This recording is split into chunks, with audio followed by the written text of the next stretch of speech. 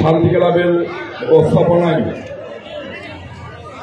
Knockout football টুর্নামেন্টের আয়োজন তারা করেছিলেন।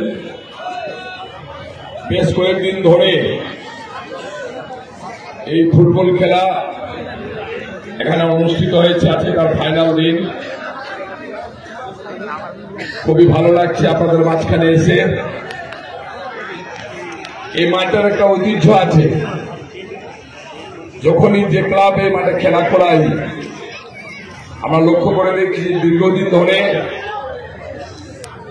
যে হাজার হাজার ফুটবল প্রেমী মানুষ মাঠে উপস্থিত হয়ে যায়।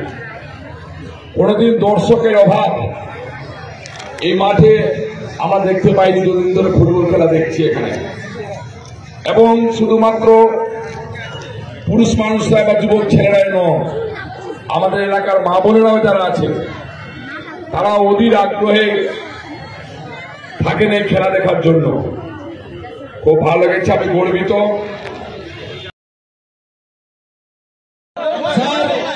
তুলে দিচ্ছে